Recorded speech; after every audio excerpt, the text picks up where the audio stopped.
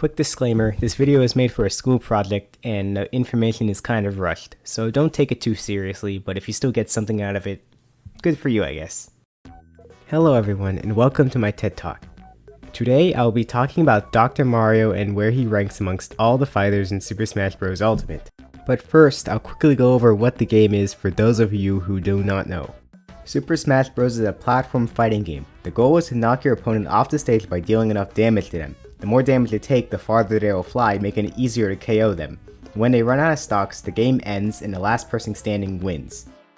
So now that we know what the game is, let's talk about Dr. Mario. Dr. Mario was in 3 Smash games: Melee, the Wii U and 3DS, and Ultimate. In Melee, he was fairly decent and considered to be better than his counterpart Mario. However, in Ultimate, he seemed to be at his worst state in the whole series. This is a popular opinion made by the players. But is it correct? Is Dr. Mario really a bad fighter? Let's find out. Mario and Dr. Mario's attacks are fairly the same. There are a few minor differences, but nothing major to affect the way the moves work. The most notable difference is their attack power, but I'll talk more about that later. A large difference between the two would be their down airs. Mario has a spinning attack, and Dr. Mario has one downwards kick. Mario's down air is better because it's faster, and it's also easier to hit than Dr. Mario's. For their side Bs, they both use a cape that can reflect projectiles and turn opponents around. They're very similar. Their up B has them jump up into the air, punching anyone above them. Mario's has multi-hits and goes significantly higher than Dr. Mario's. The down Bs are something that are different this time. Mario pulls out Flood that blasts a spray of water at opponents, pushing them back.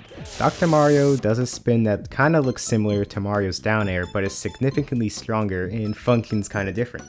And the grabs and throws are what you would expect. They're the same, except for the back throw, but it doesn't really matter. If you haven't noticed the pattern already, yes, they're very similar. But then that brings up a question. How could two characters so similar be on almost opposite ends of a tier list? Well, like I had mentioned earlier, their moves do not do the same amount of damage. Dr. Mario's attacks relatively do a slight bit more than Mario's do. His stats are the problem.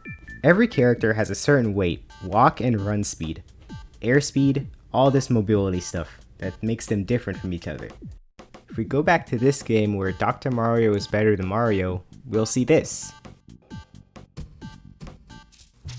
In this game, they're practically the same, except for one thing. In this game, Dr. Mario has the advantage of being stronger and keeping the same stats as Mario. But in Ultimate, his mobility is severely worse. These cons definitely outweigh his benefits by a lot.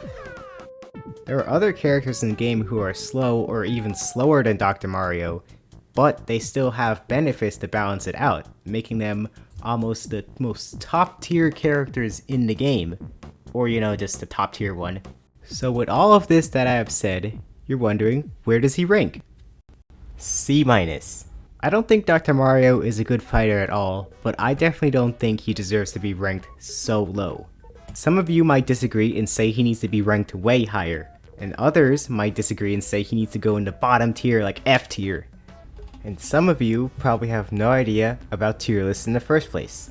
But tier lists and rankings are all based on statistics and opinions. There is no fact about which character ranks above the other character.